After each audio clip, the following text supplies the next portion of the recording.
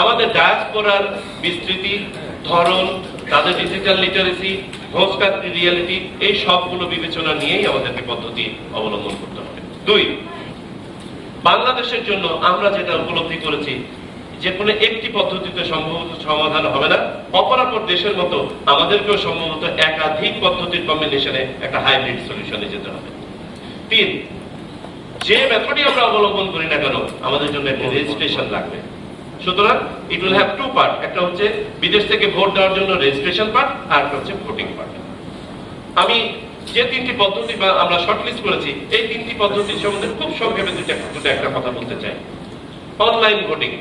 Online voting এর বাস্তবতা হচ্ছে এটা বিশ্বব্যাপী এখনো পপুলারাইজ হয় নাই। কোন কোন দেশ দীর্ঘদিন ধরে এখনো ট্রায়াল ফেজে আছে, ইনক্লুডিং ইন্ডিয়া, পাকিস্তান, আমাদের নেইবারহুডে যারা আছে, ফিলিপিন্স ইত্যাদি।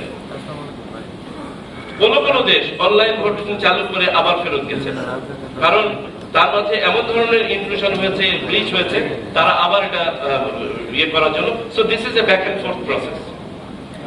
কোন কোন দেশ ইমপ্লিমেন্ট করেছে, সর্বপ্রথম ইমপ্লিমেন্ট করেছে এস্তোনিয়া। এস্তোনিয়া হচ্ছে ইউর মধ্যে একমাত্র দেশ যেটা এটা ইমপ্লিমেন্ট করেছে। আমি এটা স্টাডি করতে গিয়ে দেখলাম Estonia is composed of 2000 island.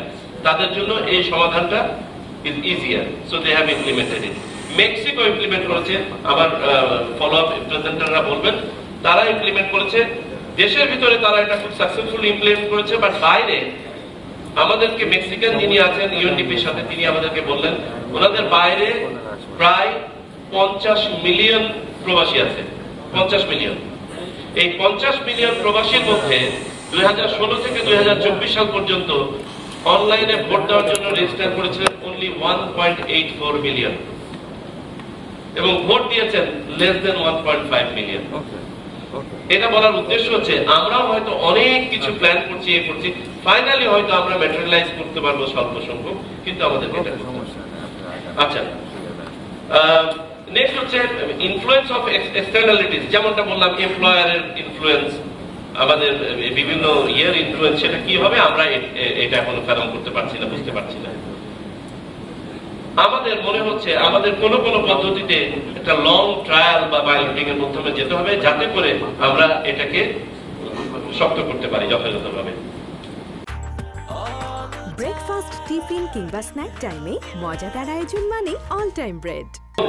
Online voting সম্ভবত আগামী জাতীয় নির্বাচনে হোলসাম ইমপ্লিমেন্ট করা যাবে না। আমরা যদি ইনশাআল্লাহ খুব রিগোরাসলি কাজ করি, বড় জোর আমরা হয়তো পাইলটিং পর্যায়ে পৌঁছাতে পারবো, ট্রায়াল পারবে, পাইলটিং পর্যায়ে পৌঁছাতে পারবো, যেটা আমার সহকর্মী বলবেন। এখন আসে আইটি সাপোর্টেড ব্যালট পেপার। এটা বাস্তবায়নযোগ্য যদি আমরা টাইমটাকে শর্টেন করতে পারি, যে টাইমটা আমি ওখানে দেখিয়েছি। এখন টাইম শর্টেন করার পদ্ধতি আমাদের হাতে আছে টুল 3টা।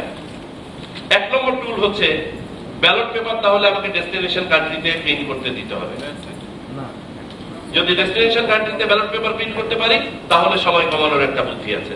2, ভোটটা ডেস্টিনেশন কান্ট্রিতে আমাকে গণনা করতে দিতে হবে, তাহলে সময় কমানোর একটা বুদ্ধি আছে। আর 3, অল্টারনেটিভ মিনস অফ পোস্টেজ, এটা আমাদেরকে ব্যবহার করতে পারে। সেটা হতে পারে ডিএইচএল বা অন্য কোনো ডেলিভারি সিস্টেম ইত্যাদি। যেমন মিডল ইস্টে they have established delivery system. So এগুলো যদি আমরা ব্যবহার করতে পারি, এবং এইগুলো নিয়ে আমাদের আলোচনা করতে হবে যে আমরা কোনটার দিকে যাব। এটার জন্য কিছু ট্রায়াল লাগবে এবং সম্ভবত ছোটখাটো দিয়ে একটা পাইলটিং লাগতে পারে। Influence of externalities remain a concern. Employer ইত্যাদি তারা কিভাবে আমাদের ক্রাউড অফ লেবারার্সদেরকে ইনফ্লুয়েন্স করবে, এটা আমাদেরকে ভাবতে হবে। এবং last, this is my last slide, proxy voting. Proxy voting এর ব্যাপারে আমাদের ধারণা হচ্ছে আমরা প্রথমে ইলেকশন কমিশনে proxy voting we outrightly rejected it. পরে যখন গবেষণা করতে গিয়ে দেখি যে আমাদের it is a very good solution provided we accept it. It is implementable. এটা পারপেচুয়াল কিছু ডিবেট আছে, সার্বক্ষণিক হয়ে থাকে এই ডিবেট, যে ভোটারের উইলটা, ভোটারের ইচ্ছা প্রতিফলিত হবে তো প্রক্সির মাধ্যমে।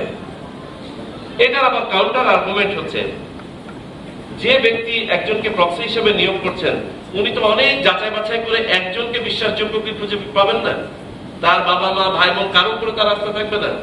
ধরলাম তাদের মাঝে 10%, সেকেন্ড আর্গুমেন্ট হচ্ছে 5% অন্য মার্কায় ভোট দিয়ে দিল, এটা তো সবার ক্ষেত্রে প্রযোজ্য, দ্যাটস হাউ এটা তো একটু ব্যালেন্স আউট হয়ে যাবে। সবচেয়ে বড় কথা হচ্ছে যে অন্তত একজনের তো ভোট কাস্ট হলো এবং একটা ভোটই কাস্ট হলো, একাধিক ভোট তো কাস্ট হলো না।